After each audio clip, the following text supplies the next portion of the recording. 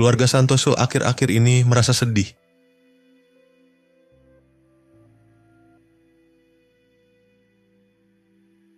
Kami sudah merasakan hal ini sejak putri kami, Ranti, menikah dengan Abdullah.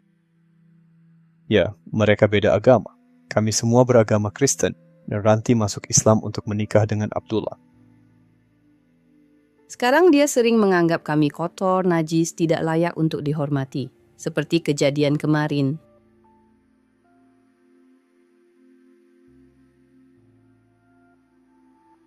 Ranti dan Abdullah mengunjungi rumah orang tua Ranti. Wah, selamat datang. Ayo mari kita makan siang bersama. Iya, Mah. Kami bawa piring dan cangkir sendiri. Loh, kenapa begitu? Kenapa tidak menggunakan piring cangkir di sini saja? Maaf, Mah.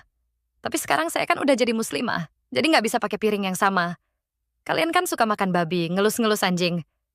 Itu semua haram dan najis bagiku sekarang. Mereka ini kan anjing-anjing kesayanganmu sejak kecil. Kenapa kau sekarang bersikap seperti ini?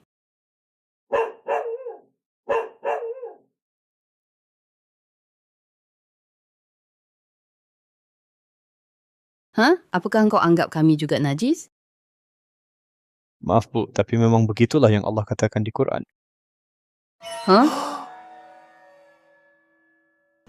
Keesokan harinya, Bu Santoso pergi ke sebuah toserba kecil milik Pak Effendi, seorang pria keturunan Turki, untuk berbelanja.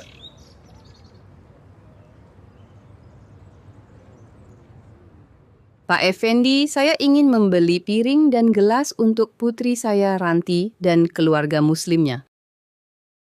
Apakah anakmu sekarang jadi muslimah? Sejak kapan? Ya, sejak dia menikah dengan Abdullah, teman sekolahnya. Aku tidak pernah menyangka dia akan berubah setelah pindah agama. Sekarang dia bilang kami kafir, makan daging babi haram, memelihara anjing haram dan sebagainya. Bagaimana dia bisa berubah drastis dalam waktu sesingkat itu?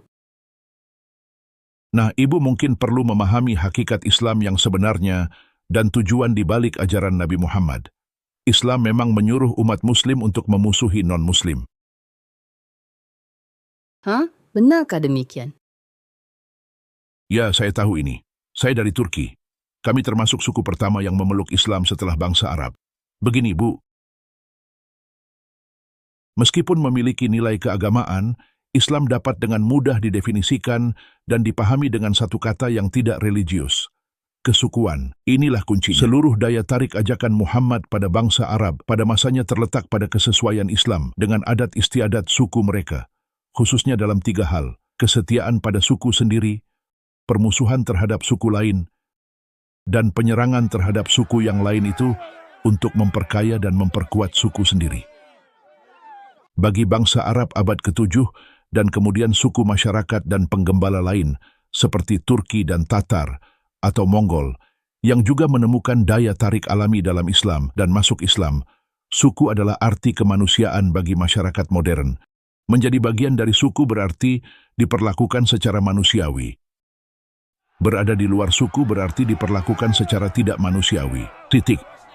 Muhammad memperkuat dikotomi kuno mengenai kesukuan ini, namun dengan mengutamakan agama di atas anggota keluarga.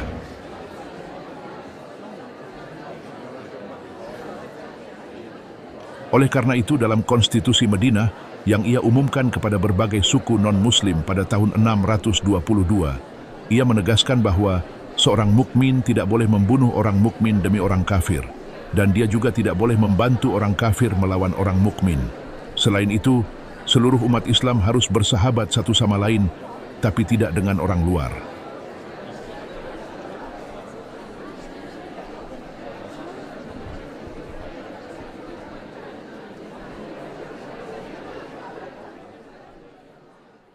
Setelah itu umat, yakni bangsa Islam, lahir.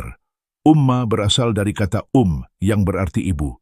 Umat juga bermakna suku besar Islam, yang merupakan sebuah suku universal yang melampaui batasan ras, kebangsaan, dan bahasa, mencakup siapa saja dan semua orang yang menyatakan diri sebagai Muslim. Dan, dengan musuh alaminya, yakni semua orang yang di luar umat Islam. Sekali lagi, ini adalah sifat dasar kesukuan dengan selimut agama. Perlu pula untuk memahami doktrin Islam tentang al-wala wal-bara, diterjemahkan sebagai kesetiaan dan permusuhan, atau cinta dan benci. Muhammad mengajarkan hal ini, dan Quran memerintahkannya. Kedua pesan ini terdapat di Al-Quran, Surah Al-Mujadilah, ayat 22, dan Surah Al-Mumtahanah, ayat 4, yang memerintahkan umat Islam untuk meninggalkan dan menyangkal sanak saudara mereka yang non-Muslim, sekalipun mereka adalah ayah mereka, anak laki-laki mereka, saudara laki-laki mereka, atau kerabat terdekat mereka, dan hanya merasakan permusuhan dan kebencian terhadap mereka sampai mereka beriman kepada Allah saja, yakni sampai mereka menjadi Muslim.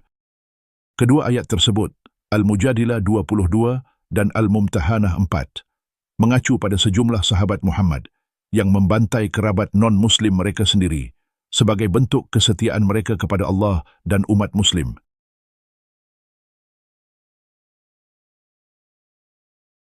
Simak tafsir Ibnu Katsir Surah Al-Mujadilah ayat 22.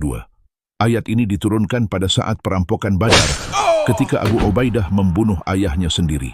Begitu pula Abu Bakar As-Siddiq, khalifah pertama yang mendapat hidayah, hampir membunuh putranya yang non-Muslim, Abdurrahman. Demikian pula Mus'ab bin Umair dikatakan telah membunuh saudara kandungnya, Ubaid bin Umair, sedangkan Umar dilaporkan membunuh salah satu kerabatnya. Selain itu, tokoh-tokoh seperti Hamzah, Ali, dan Ubaidah bin Al-Harits juga turut merenggut nyawa anggota keluarganya sendiri. Sekarang kita sampai pada asal-muasal jihad. Ikatan darah kesukuan ditukar dengan ikatan agama. Hal ini membagi dunia menjadi dua suku besar. Orang-orang beriman Islam di satu kelompok dan musuh alami mereka, yakni orang-orang kafir, di kelompok lain. Dan, seperti telah kita lihat, inti dari tribalisme atau kesukuan adalah memerangi dan memangsa suku lain untuk memakmurkan sukunya sendiri. Pandangan dunia yang dikotomi ini sebenarnya tertuang dalam mandat hukum Islam atau syariah, bahwa Dar al-Islam, rumah Islam atau dunia Islam, harus melawan Dar al-Kufur, rumah atau dunia non-Islam, untuk selamanya, sampai Dar al-Kufr ditaklukkan.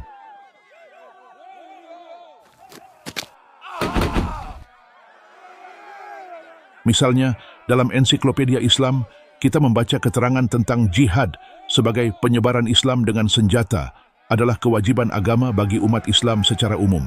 Jihad harus terus dilakukan sampai seluruh dunia berada di bawah kekuasaan Islam. Islam harus sepenuhnya diubah sebelum doktrin jihad dapat dihilangkan. Dengan kata lain, doktrin jihad, yang maknanya di sini adalah peperangan, sangat penting bagi Islam, sehingga tanpanya Islam tidak akan ada lagi. Ini adalah jalan darah yang memang kita pilih. Kita selesaikan perjalanan jihad kita sampai ke titik darah penghabisan.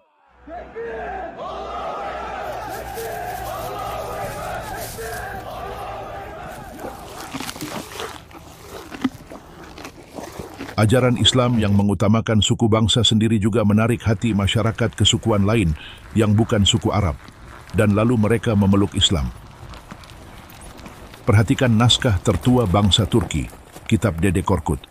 Meskipun baru masuk Islam, orang-orang Turki dalam kisah tersebut secara rutin melakukan praktik pagan yang dilarang oleh Islam. Mereka makan daging kuda dan minum anggur, serta minuman fermentasi lainnya. Dan perempuan mereka, dibandingkan dengan perempuan Muslim, relatif bebas. Hanya dalam konteks penyerangan terhadap orang kafir, ajaran Islam menjadi tampak jelas dalam kehidupan mereka. Kebiasaan menyerang suku lain memang sudah sering dilakukan sebelum jadi Muslim. Ini adalah sesumbar khas sebelum penyerangan dari orang Turki di buku itu. Aku akan menumpahkan darah di negeri kafir. Aku akan penggal kepala mereka. Aku akan buat kafir muntah darah. Akan kutangkap budak laki dan perempuan. Berikut ini adalah kisah khas lain dari para mu'alaf Turki yang baru saja memeluk Islam. Mereka menghancurkan gereja orang kafir, membunuh para pendetanya dan membangun sebuah masjid di atas reruntuhan gereja. Mereka mengumandangkan azan. Mereka mengucapkan syahadat atas nama Allah Ta'ala. Burung-burung pemburu terbaik, barang-barang yang paling bagus, gadis-gadis yang paling cantik, mereka ambil semua. Selain memangsa orang kafir, yang sudah menjadi hal yang wajar bagi orang Turki pra-Islam, Semua aspek non-kekerasan dalam Islam seperti puasa, zakat, ziarah, tidak ada sama sekali dalam kehidupan para mu'alaf Turki paling awal seperti yang dijelaskan dalam kitab Dede Korkut. Kami orang Turki mengambil jalan yang paling praktis menuju surga, oke?